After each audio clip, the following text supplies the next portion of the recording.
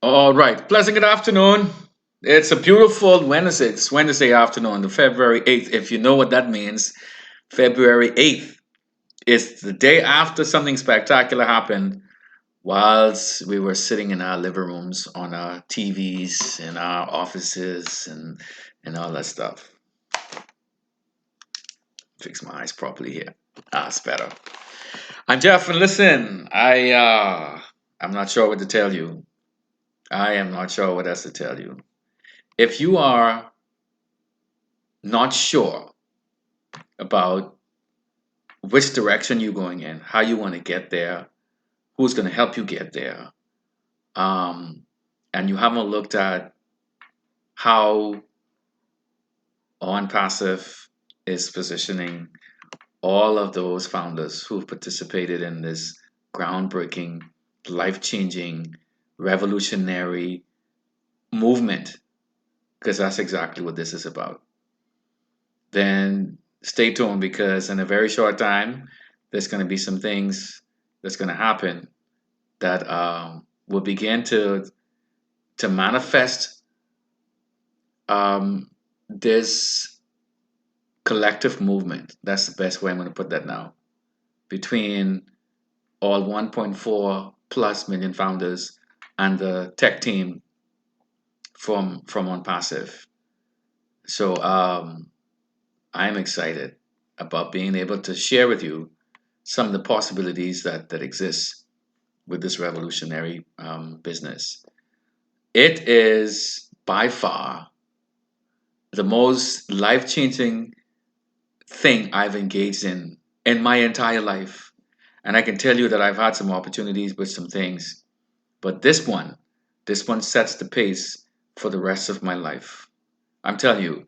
So, as my title says, the only tool you need right now and the way forward is your mindset. Do you realize how powerful your mind is? Do you realize how impactful it is? Let's take an example. If you recall, what was your last thought yesterday evening or last night before you went to sleep? Was it a good, happy thought?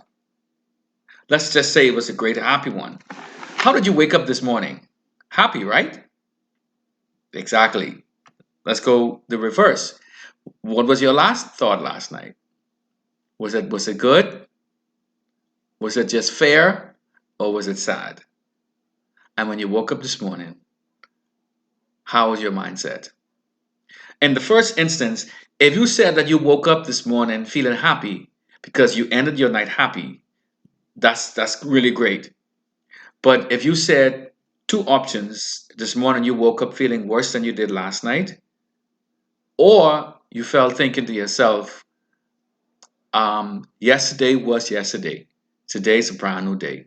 I begin today with another outlook.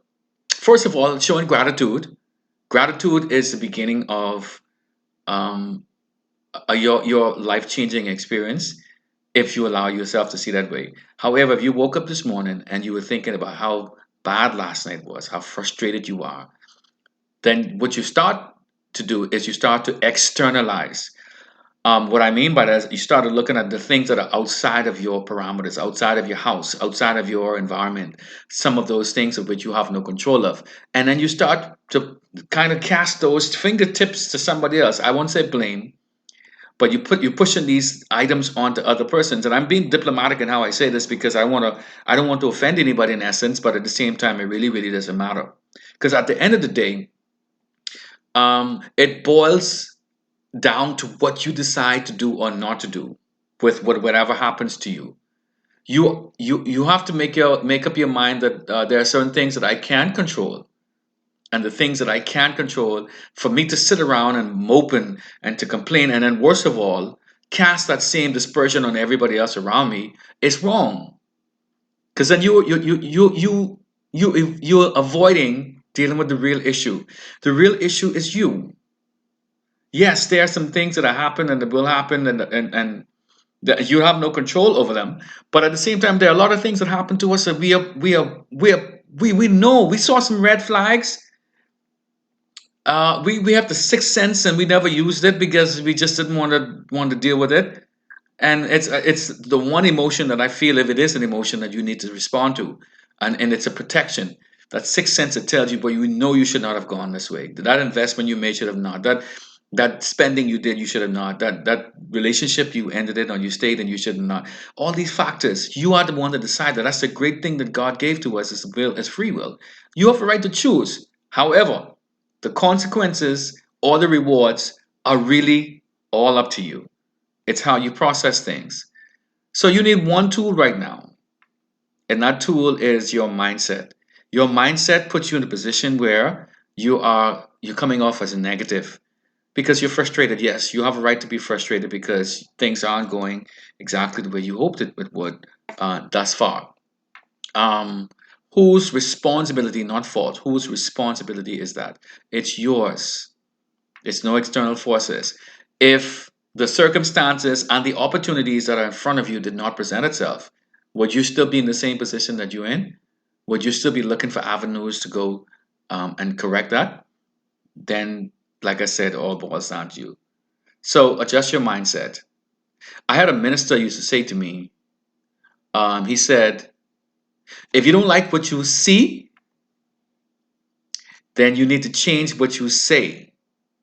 Because whatever in your head, you don't have to manifest through your speaking. It's just a thought. You put life to it when you speak it, and you speak it in negative ways, and of course, your negativity will respond, will come to you, and negative results. So, besides you having your right mindset, it's coupled with what you say, and what you say to yourself is a manifestation of who you are. You're an extension now of what your thought process is, and if your thought process can produce results that are positive, then you should be thinking great thoughts. This sounds generic. I am being very general about this, but you know exactly who you are, and you know what you're made up of. You know how things are around you, and you know what's impacting your life. So it is your determination, it's your decision. It's up to you. It really is up to you. If you don't like what you're seeing, then change what you say, and furthermore, change the way that you're thinking.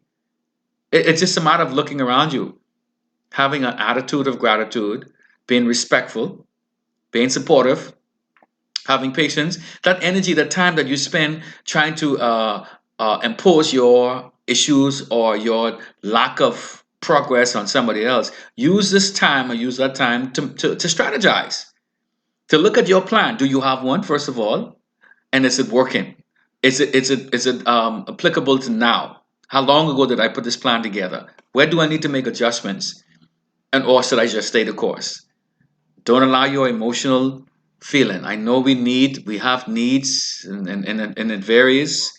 Some of us are having health issues, and more than anything else, we're having financial issues. But the bottom line is, you are responsible for your outcome, and choose to do what is right. Choose to do what is helpful and what is productive. First of all, for yourself, and then for everybody else, because everything starts and ends with your decision. That's just the way life is. So stop for a second. Don't cast your dispersions on everybody else, trying to get them to support what you do, what you don't do. And sometimes this is a very difficult thing for humans to do, is to be patient. Patience is really a process. A lot of us try to escape this. That's why we end up where we are, because we try to escape these steps. We want to jump from point A to point Z, and we haven't gone through the processes of getting from that point to the next. And you wonder why you're stuck where you are. It really begins with your mindset. And I'm here to support you because we all are in this together. I see you at the top, man. Just reposition yourself, just make some adjustments. We have come too far for you to get distracted now. Don't allow it to happen.